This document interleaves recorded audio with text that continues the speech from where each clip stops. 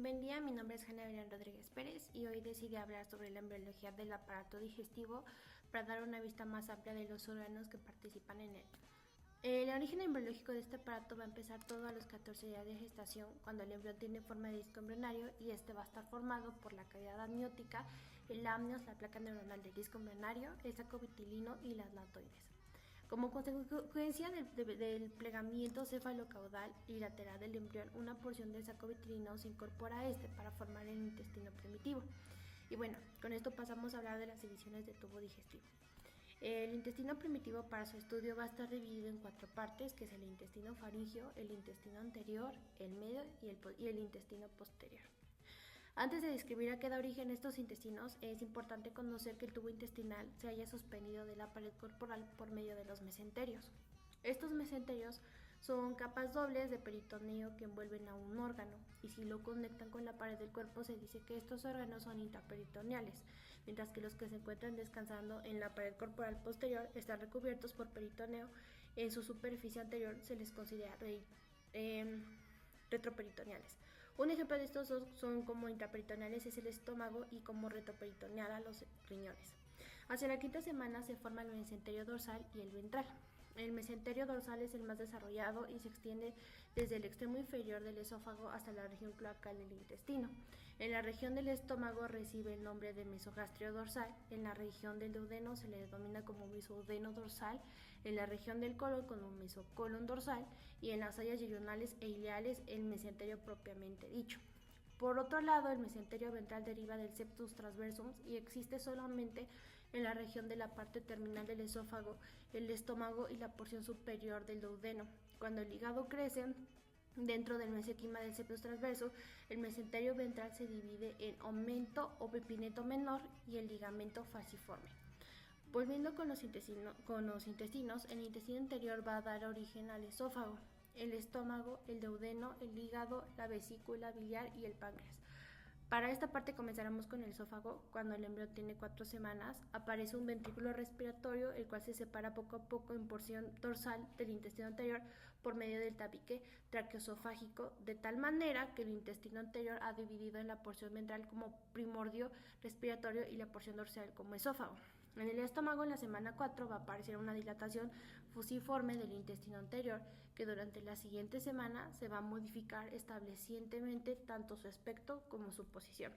Los cambios de posición del estómago se explican suponiendo que efectúa una rotación de 2 ejes, una rotación longitudinal donde el estómago rota a 90 grados en sentido horario, y en esta rotación la pared posterior al estómago crece con más rapidez que la anterior, de modo que el lado izquierdo se orienta hacia adelante y el lado derecho hacia atrás, lo cual resulta en la formación de la curvatura mayor y la curvatura menor, y la otra es la rotación anteposterior, en donde la porción caudal se desplaza hacia la derecha y arriba la porción cefálica se mueve hacia la izquierda y algo hacia abajo. En el mesogastrio ventral, la rotación del eje longitudinal lo posiciona hacia la derecha y el mesogastrio dorsal lo tira hacia la izquierda, formando una bolsa omental. Cuando se efectúa la rotación anteposterior del estómago, hace que el mesogastrio dorsal sobresalga hacia abajo, en donde continuará creciendo formando un saco doble capa. Este saco va a tener forma de delantal y se extiende por encima del colon transverso y las asas del intestino delgado, recibiendo el nombre de aumento mayor. Más adelante sus capas se van a fusionar y van a formar una hoja única que cuelga de la curvatura mayor del estómago. Al duodeno lo forma parte terminal del intestino anterior y la parte cefálica el intestino medio. Cuando el estómago rota, el duodeno adquiere la forma de una asa en aspecto de C y va a rotar hacia la derecha.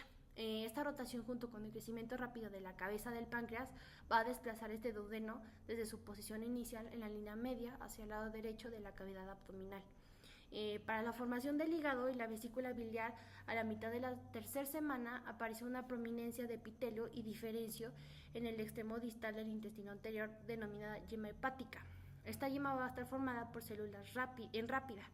Cuando se efectúa la rotación anteposterior del estómago que hace el mesogastrio dorsal, sobresalga hacia abajo, en donde continuará creciendo formando un saco de doble capa. Este saco va a tener forma de delantal y se extiende por encima del colon transverso y las asas del intestino delgado. Más adelante sus capas se van a fusionar y van a formar una hoja única que cuelga de la curvatura mayor del estómago. El duodeno lo forma la parte terminal del intestino anterior y la parte cefálica del intestino medio. Cuando el estómago rota, el duodeno adquiere la forma de una asa en aspecto de C y va a rotar hacia la derecha.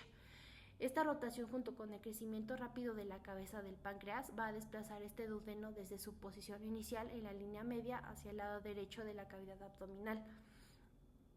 Ahora voy con la formación del hígado y la vesícula biliar. A mitad de la tercera semana aparece una prominencia de epitelio endodérmico en el extremo distal del intestino anterior, denominada yema hepática.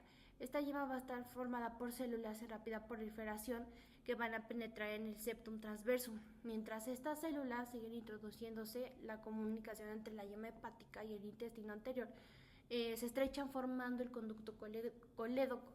Este produce una pequeña invaginación detral que dará origen a la vesícula biliar y el conducto cístico. El páncreas se va a formar por dos yemas, una dorsal y la otra ventral. Van a estar originadas por revestimiento endodérmico del duodeno. La yema pancreática dorsal se encuentra en el mesenterio dorsal y la pancreática ventral se encuentra en el conducto colédoco. Cuando el duodeno rota hacia la derecha, se adopta la forma de C de yema pancreática ventral y se desplaza hacia la parte dorsal de manera parecida a como lo hace la entrada del conducto colédoco. Finalmente, la yema ventral pasa a situarse justo debajo y por detrás de la yema dorsal. Y ahora voy a pasar con el intestino medio. En el intestino medio en un embrión de 5 semanas se lo va a observar suspendido de la pared abdominal por un mesenterio corto que lo comunica con el saco vitelino, y a este se le denomina conducto onfalomesentérico.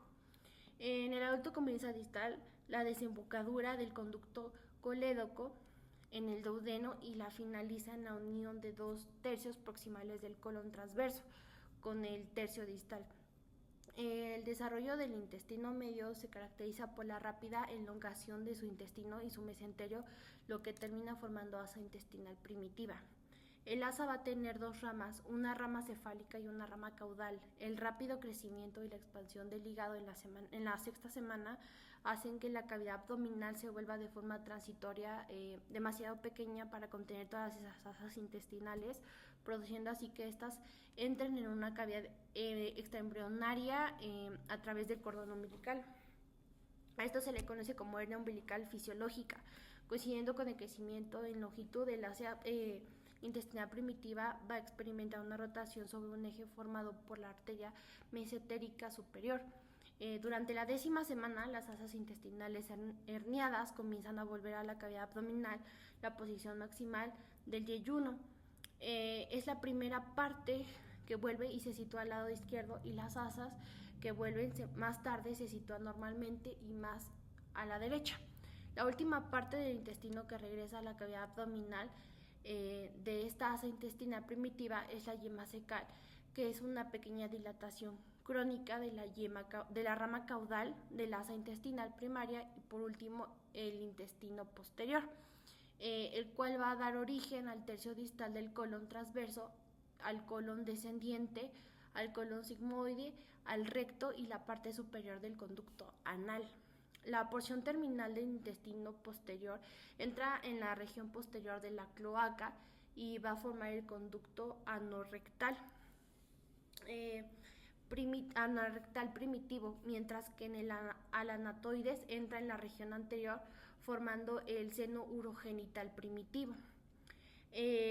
La cloaca es una cavidad revestida de endodermo, cuyo borde ventral está recubierto por ectodermo superficial, y este límite forma la membrana cloacal. El tabique urorectal es la capa del mesodermo que separa la región entre el alatoides y el intestino posterior.